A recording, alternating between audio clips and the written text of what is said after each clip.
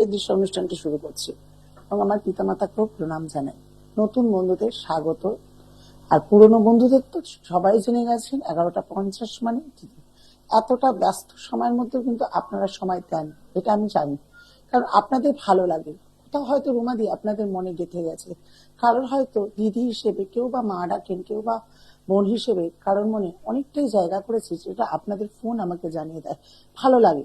শুধু একটাই বলবো, যদি কেউ কোনো রকম সমস্যায় থাকছেন, সমস্যা থেকে বেরানোর পথ খুঁজে পাচ্ছেন না, তারা আমাকে ফোন করুন। যদি আমার পক্ষে সম্ভব হয়, সম্ভব তো আছেই, যদি সম্ভব হয় আপনাকে বলবো সমস্যা থেকে মেটানোর জন্য, আপনারা ভালো থাকার জন্য। তীব্র গরম, তীব্র তাপপ্রবাহ সারা রাজ্য জুড়ে, কষ্টে কাউকে দেখছি সানস্ট্রোক হয়ে যাচ্ছে কোনো বাড়ির কর্তার, কারণ অর্থর জন্য বেরাতে হচ্ছে, কিছু করার নেই। এত তীব্র গরমেও দেখবেন যাদের যা যা কাজ, ছোট বড় যে যে কাজ করে, কিন্তু গরম পড়তে পারে, কিন্তু তাদের কাজ বন্ধ হচ্ছে না, কারণ কাজ বন্ধ করলে পেট বন্ধ হয়ে যাবে। তো আজকে যেখানে অর্থ আমরা জোগাড় করি, সবই কিন্তু পেটের দায় আর কিছু স্বপ্ন পূরণের জন্য। স্বপ্ন পূরণ করতে আমরা কে না চাই। আজকে অর্থ আসলে তবে তো নিজের জীবনে স্বপ্ন পূরণ হবে। অর্থের জায়গাটা যদি বন্ধ হয়ে যায়, তাহলে স্বপ্ন পূরণ হবে কি করে, একটু বলুন দেখি। কি করে হতে পারে স্বপ্ন পূরণ? এই স্বপ্ন পূরণে বাধা দেয় কিন্তু অর্থ। তারপরে তো রয়েছে অশুভ গ্রহ, কারণ অশুভ গ্রহ আপনার কোন জায়গায় স্থান নিয়েছে। অশুভ গ্রহ আপনাকে অর্থের জায়গায় বাধা দিচ্ছে, না আপনার সাকসেসের পথে বাধা দিচ্ছে, না এগুলো ঘর দেখে আমরা বুঝি। সবকিছু একটা কথা অবশ্যই আমাকে বলতে হবে, যেটা দর্শক বন্ধু, অর্থ অর্থ অর্থ অর্থ মানে টাকা টাকা টাকা টাকা। টাকা আমরা কে না ভালোবাসি, টাকা আমরা কে না চাই। তাই যে কোনো পূর্ণিমায়, আজকে যে টোটকাটা দেবো, যে কোনো পূর্ণিমায় করুন। আমার মনে হয় যে পূর্ণিমা থেকে আপনি শুরু করবেন, সেই পূর্ণিমা থেকেই আপনার কিন্তু দিনের চাকা, আপনার ভাগ্যের চাকা, মানে বিশেষ করে অর্থের চাকা আপনার ঘুরতেই বাধ্য হবে। সবকিছু জানেন তো, বহু সময় আমরা ভাবি আজকে আমাদের ভাগ্যে নেই, না, আমাদের ভাগ্যে আছে। আমরা বুঝতে পারি না আমাদের কিভাবে করতে হবে, সঠিক উপায় বুঝতে পারি না, সঠিক উপায়টা জানি না। পুজো তো অনেক অনেক অনেকে করে, কিন্তু পুজো করে কি কি করলে ঠাকুরকে খুশি করা যায়, সেটা কিন্তু আমরা অনেকেই জানি না। তাই আজকে প্রোগ্রামে যারা আমায় দেখছেন, যারা জানেন রুমাদির প্রত্যেকটা টোটকা প্রমাণিত, রুমাদি সেই টোটকাগুলো নিজে অ্যাপ্লাই করার পর দেয়, তাতে আপনারা ভালো আছেন আমি 100% বলতে পারবো। হ্যাঁ, অনেকের অর্থের ক্ষেত্রে সমস্যা এই কারণেও হতে পারে, আমি বলে দিই। ধরুন আপনার বাড়িতে কিছু করে রেখেছে, জাদুটোনা, আপনার শরীরের উপরে কোনো ক্রিয়া করে রেখেছে, যাতে আপনারা সেক্ষেত্রে অনেকের কাজ পেতে দেরি হয়। কিন্তু যাদের এরকম এখনো পর্যন্ত কোনো অবস্থাতে ভুগছেন না, তাদের কিন্তু এই জায়গাটায় বেরিয়ে যায়, মানে অসুবিধা হয় না। আজকে আপনাদেরকে অবশ্যই জানাতে হবে যে সামনে পূর্ণিমা আসছে, বা যে এই পূর্ণিমা যদি কোনোভাবে আপনি বাধা বা কিছু হন, বা বাইরে থাকেন, বা প্রোগ্রামটা দেখছেন হচ্ছে না, অন্য সময় যে কোনো ভালো পূর্ণিমা তো করতে পারেন, কিন্তু এই পূর্ণিমা যেহেতু হনুমান জয়ন্তী পড়েছে, তা এই পূর্ণিমাটা একটা বিশেষ অনেক বড় মাহাত্ম্য রয়েছে।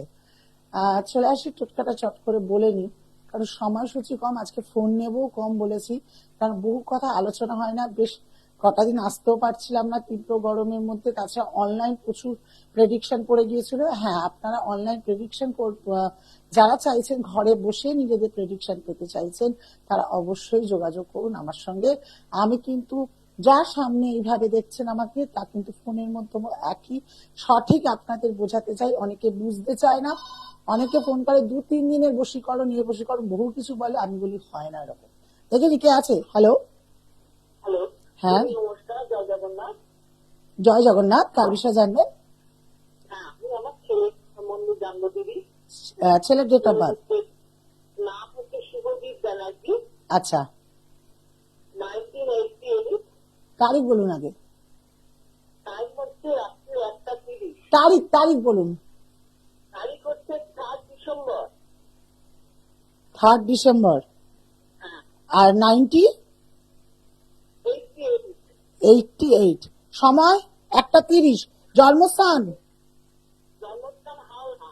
হাওড়া। দিদি এটা 2 তারিখে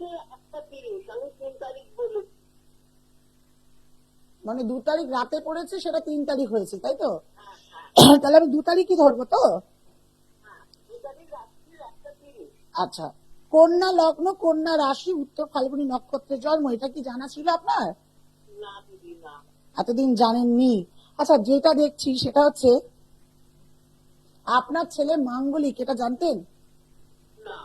মাঙ্গলিকের জন্য কিন্তু সংসার কেন, কর্মজীবন বলুন, সংসারে সুখী হবে না, ডিভোর্সের সম্ভাবনা অনেক বেশি রয়েছে, অ্যাক্সিডেন্ট পাড়ার যোগ কিন্তু প্রবল ভাবে এখানে দেখাচ্ছে, সেক্ষেত্রে খুব সাবধান থাকতে বলবেন। সন্তান কিন্তু আপনার খুব ভালো, কিন্তু সন্তানের ইদানিং এখন এত রাগ জেদ বেড়ে গেছে, কিছু বলতে গেলে তর্ক শুরু করে দেয়, কর্মজগতে প্রায়শই বাধা পাচ্ছে, কিন্তু ছেলে আপনার খুব ভালো। আমি যেগুলো বললাম সেগুলো কি ভুল হয়েছে?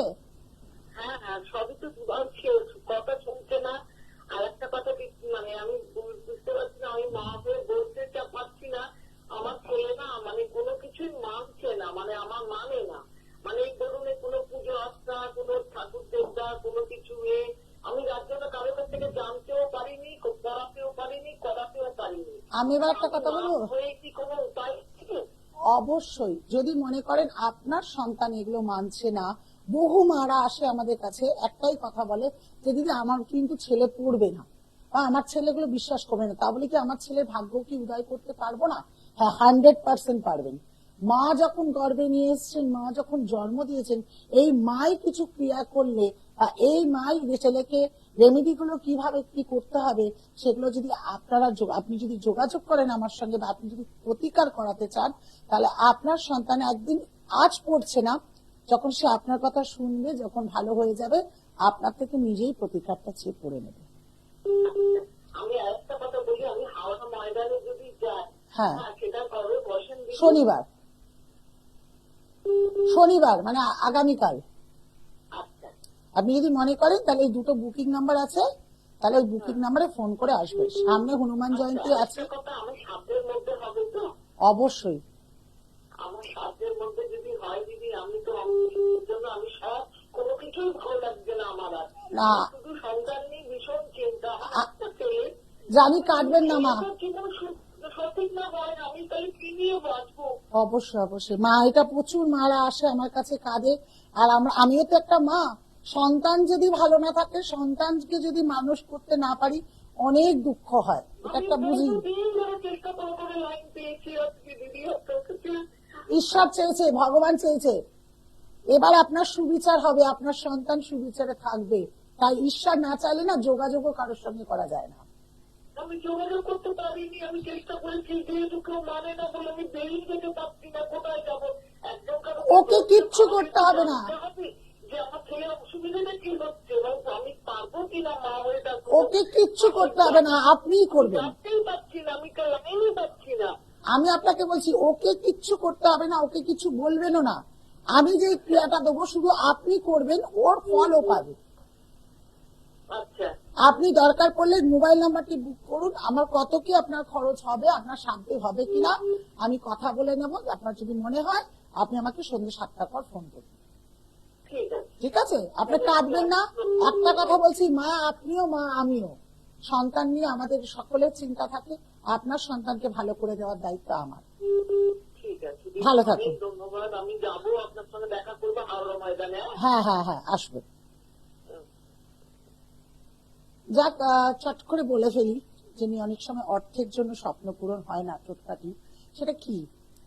একটা বাটিতে চাল নেবেন, সেটি মাটির সরাও হতে পারে, অথবা তামার বাটিও হতে পারে, পিতলের বাটি আপনাদের মধ্যে একটা ছোট সরা নেবেন, ওর মধ্যে চাল ভর্তি করবেন, 1 টাকার কয়েন নেবেন, ওর মধ্যে ভালো করে কুমকুম লাগিয়ে নেবেন, দিয়ে রলি সুতো দিয়ে বাঁধবেন, বাঁধার পর সেটি রেখে দিয়ে মা লক্ষ্মীর সামনে শ্রীম কথাটি 21 বার করে উচ্চারণ করবেন, যে কোনো পূর্ণিমার দিন শুরু করবেন কাজটি।